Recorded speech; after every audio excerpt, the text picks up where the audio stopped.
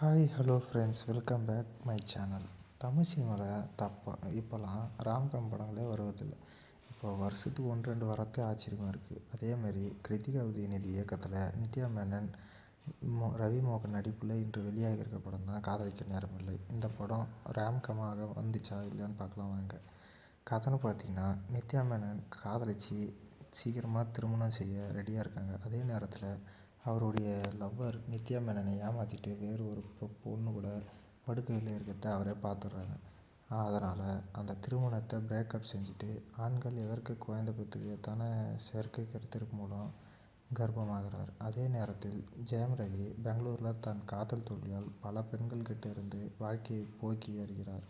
அவர் சில வருடங்களுக்கு முன்பு தன் நண்பன் வினய் சொன்னதற்காக தன்னுடைய ஸ்பேமை சேர்த்து வைக்கிறார்.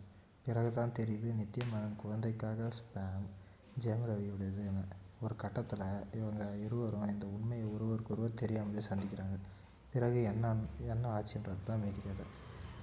கிருத்திகா உதயநிதி படத்தை நித்யா மேனன் பாயிண்ட் ஆஃப் வியூவில் இருந்தே கொண்டுகிட்டு போகிறாங்க. நித்யா மேனனும் நீங்கள் எந்த ரோல் வேண்டுமானாலும் கொடுங்க, நான் சும்மா பட்டையை கிளப்பிடுறேன்ட்டு அடித்து தூள் கிளப்புறாங்க. இந்த ட்ரெண்ட் அடுத்த ஜெனரேஷன் பெண்களுக்காக ஒரு கதாபாத்திரம் அத்தனை அழகாக செஞ்சுருக்காங்க. படத்தில் பல இடத்துல துருதுருவான இருந்தாலும் தன் மகன் அப்பா யார் என கேட்கும் இடத்தெல்லாம் மகன் வீட்டில் சொல்லாமல் வெளியே போக அவரை தேடி அவனின் காட்சி என முழுக்க முழுக்க நித்யா மேனன் ராஜ்யம்தான். ரவி எத்தனை நாட்கள் ஆகிவிட்டது இப்படி ஒரு ஜாலியான அதே நேரத்தில் யதார்த்தமான நடிப்பில் பார்த்து. இந்த படம் ஓடுது ஓடவில்லைன்றதெல்லாம் தாண்டி ரவிக்கு இது கண்டிப்பாக மிக முக்கியமான படம் தான்.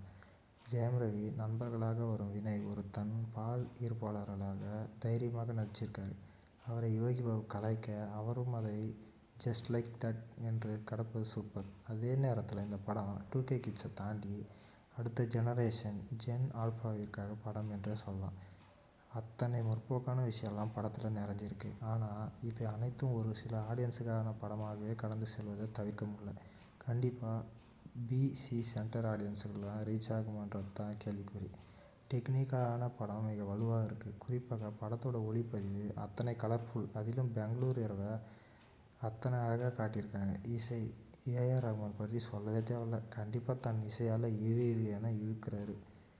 இந்த படத்துக்கு ப்ளஸ்ன்னு பார்த்தீங்கன்னா நித்யா மேனன் ஜெயம் ரவியோட நடிப்பு, படத்தின் மிக முற்போக்கான காட்சி, அதை கையாண்ட விதம், ரவி நித்யா அவர்களோட மகன் சம்மந்தப்பட்ட காட்சிகள், ஒளிப்பதிவு, இசை.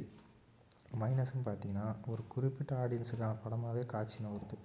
திரைக்கதையில் இன்னமும் சுவாரஸ்யம் கூட்டியிருக்கலாம். மொத்தத்தில் காதலிக்க நேரமில்லை ராம்காம் என்பதை தாண்டி எமோஷ்னல் கூடிய ஜென் ஆல்ஃபாவிற்கான படம் தாங்க.